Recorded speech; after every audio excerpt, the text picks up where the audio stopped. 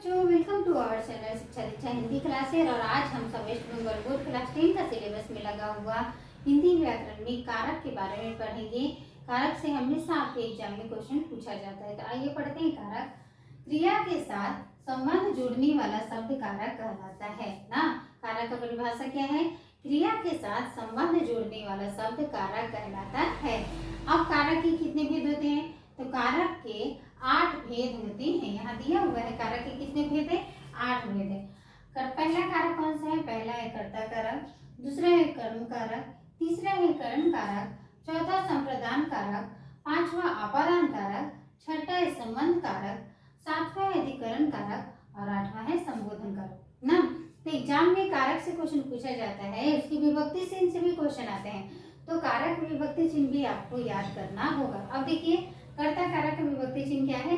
कर्ता ने, कर्म को, करण से, संप्रदान का के लिए, आपादान से। अब यहाँ देखते हैं कि करण में भी से है और आपादान में भी से है। तो कैसे हम पहचान पाएंगे कि करण कारक होगा कि आपादान कारक होगा?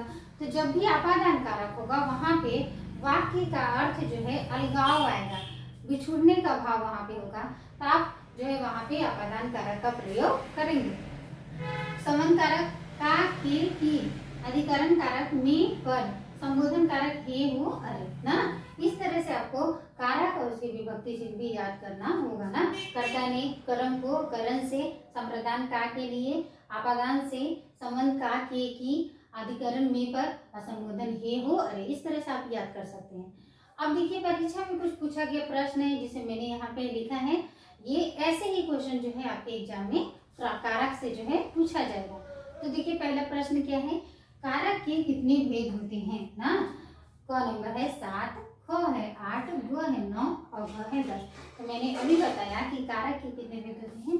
8 भेद होते हैं। ऑप्शन कौन सा सही है? ख सही है ऑप्शन ना। कारक के कितने भेद है? तो 8 भेद है।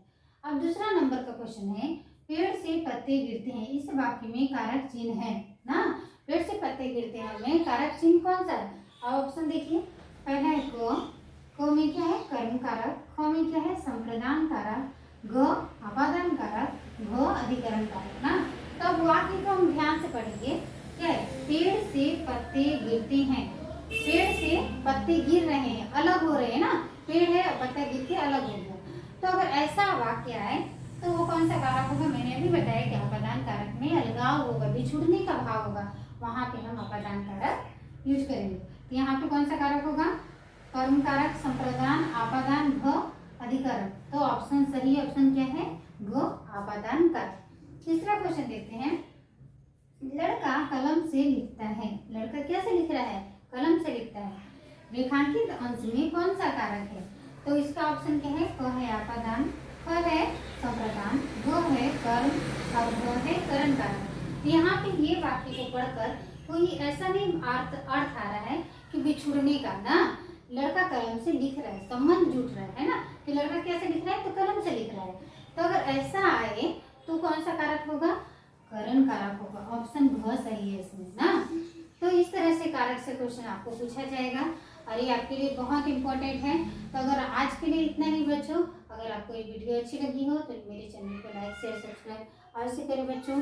थैंक यू बच्चों।